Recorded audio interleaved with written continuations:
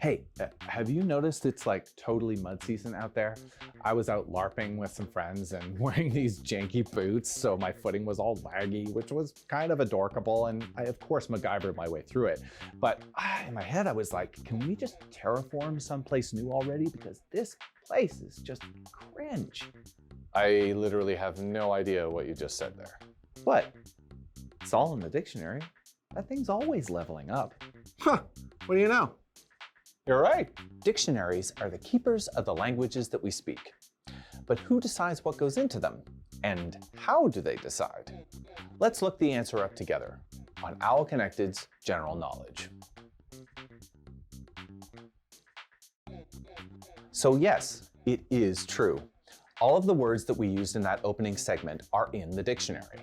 Well, at least the September 2022 update of the Merriam-Webster dictionary. When we speak of dictionaries, we tend to do so in the singular, and a very definitive singular at that. I will look that up in the dictionary. But there are many dictionaries out there, each with a slightly different specialization. And of course, each language has its own dictionaries, specific to it. For the purposes of this video, we're going to concentrate on the language that I'm speaking to you right now, English. The two most well-known English dictionaries in the world are the Oxford, which is from England, and Merriam-Webster, which is from the United States. Even this difference in location changes what is inside each dictionary. Take British and American English, which use different spellings. The U found in the British spelling of words like armor, labor, and neighbor is an excellent example of this.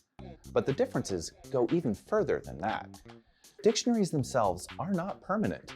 They are living documents. This means that they are constantly being updated or changed. Changed by whom, you ask? Well, by you and me.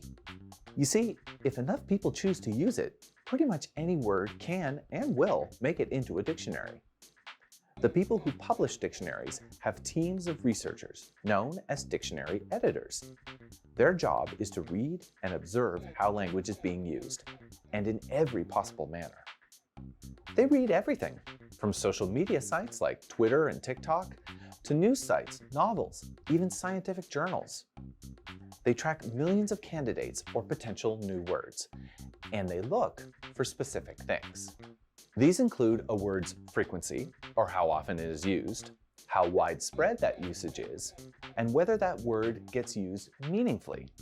This means that it is used to consistently communicate something that all its users can agree upon, which is why we have language in the first place.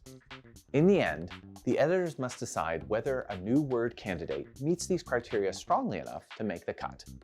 Or, for that matter, whether a new usage should be added to an existing word. We actually used one such update earlier in the video. Cringe.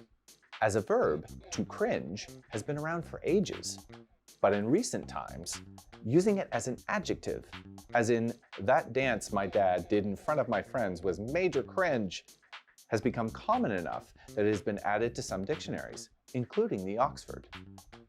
Not everyone is happy with these sorts of changes either. A great example of this is the word irregardless.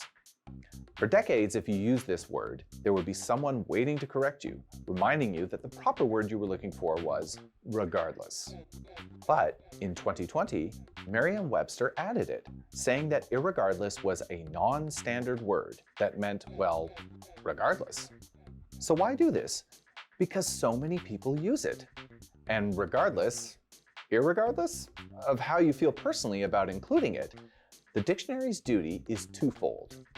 On one hand, yes, it is a guide to language as it exists in books that were published decades, even centuries ago. But it is also responsible for explaining how that language is being used today. Social media, email, and texting have drastically changed how English is being both written and spoken. This is why dictionaries must always change, just as we, the speakers of that language, change. To do anything less would be cringe. Thanks for watching. Over here at KnOWLedge, we're always adding to our living document of facts that is this series of videos. So subscribe below, and that way you will never miss another episode of KnOWLedge's General Knowledge.